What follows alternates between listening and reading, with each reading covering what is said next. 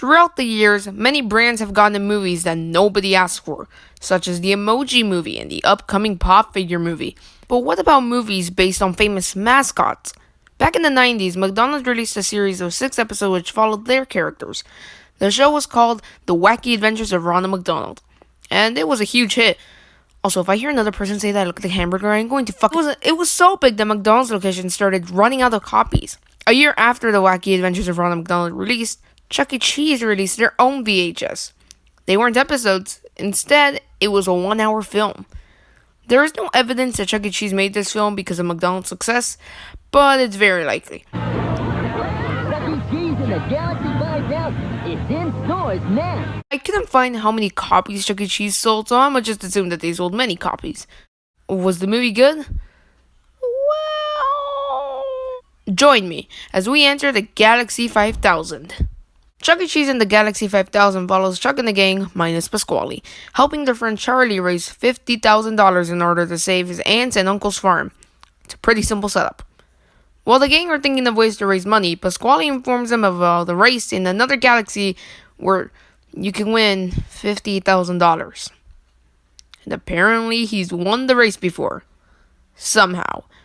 We're just supposed to accept that Pasquale knows how about a race in space. Literally, he just switches the TV on and there's just an ad for the race. Anyway, everyone but Jasper agrees to go to space, but after Chuck does some high school musical numbers, Jasper agrees to go. They use the awesome adventure machine to get to Galaxy 5000. Pasquale decides to stay for some reason. If he's been to Galaxy 5000, shouldn't he have gone to give the gang directions or something? I'm asking too many questions. How far into the movie are we? Holy shit, we're not even 10 minutes into the film. So yeah, the gang arrives in N64 world without Pasquale because he's too smexy to be seen on screen for more than 10 minutes. The first people the gang sees are these 2 guys who are pro racers. Their outfits are ridiculous. Honestly, whoever approved these outfits should be executed.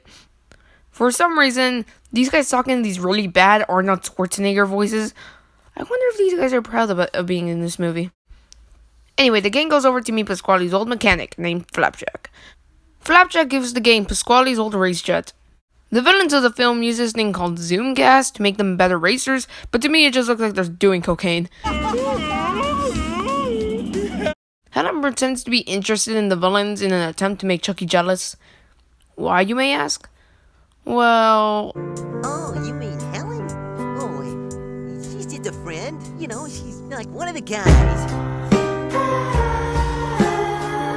The villain's boss tells Helen about Zoom gas. He explains it in another very boring song, because we haven't had enough of those in the movie. Literally, we've had 4 songs in the movie already. Helen then gets kidnapped by the villains and is locked up with some chickens. I think they used the chickens for the Zoom gas. I don't know. I forgot most of the film, and I rewatched it yesterday. That's how forgettable it is. By the way, so why is Helen the only hen that can talk? Do her parents talk, or are they just normal chickens? Is one of her parents a human? Anyway, Chuck decides to do a test drive, and he does pretty good at first, but then he loses control, crashes, and dies. And then the movie ends. Odd ending choice for a kids movie, I know. Nah, but what really happens is that Chuck is rescued by this German guy who just happens to live in the cave, so... Wait a minute. Isn't that... Pasquale? Yeah, this movie was really cheap, so they just used Pasquale's actor to play 2 characters, because I guess he had a passable German voice. He trains Chucky to race with a really boring montage of practices that don't even make any sense. Oh yeah, playing whack-a-mole is really gonna improve his driving skills. Helen escapes, and the gang makes it to the big race. The gang is losing until they end up going to Vega 3, which nobody has ever done. They win the race, get the money, and celebrate. While the villains get arrested by these British-looking cops, the gang cheers, roll credits. The movie isn't good. The movie is a mess. So little of the movie works. I wasn't expecting much when watching a movie about Chuck E. Cheese characters in a space race, but it wasn't even close to being good. Oh, but it's a kid's movie. Of course it's bad, I hear the average idiot saying. Kids' movies can still be good, just like at basically every Pixar film. Just because a film is for kids, it doesn't mean that it will be boring. The movie didn't entertain me much. I enjoyed certain aspects, but most of the film felt flat. The movie has its moments. There's a few good songs, such as The Galaxy's For You and Me, and Jasper's song. But besides that, there weren't really any good songs. Your body, Chuck E. Cheese, I'd like to be your captain. As mentioned earlier, the movie has a few new characters. They're all pretty basic characters, but these guys. Don't get me started on these guys. They're so bad that they're good. That was rude. They act so over the top, it's hilarious. At least, that's what I think. Their acting is so bad, it's gotta be on purpose, right? This can't be them trying to be good actors. Their boss isn't a good character. He's just a generic bad guy in a suit. He's not an interesting character. And I don't like this girl. She just walks around while Chucky and Jasper sim for her. But it makes sense why they added a few new characters. It probably would have been hard to make a movie with only 5 characters. But maybe they should have developed them more, because they're all so boring and bland. Like, why does this guy want to help Chucky? What does he get out of it? Why does he live in the cave? The animatronic heads are also not the best. I know that they don't have the technology to go Disney mode, but couldn't they at least make the mouths move more? The only race this thing is gonna win is against a cross-eyed turkey with a sprained ankle. The only race this thing is gonna win is against a cross-eyed turkey with a sprained ankle. The mouths only do very small movements. The characters do blink though, and it looks good, not gonna lie. I wanted to know the budget for this film so I could determine if they just didn't have the money to make animatronic heads, or if they were just lazy.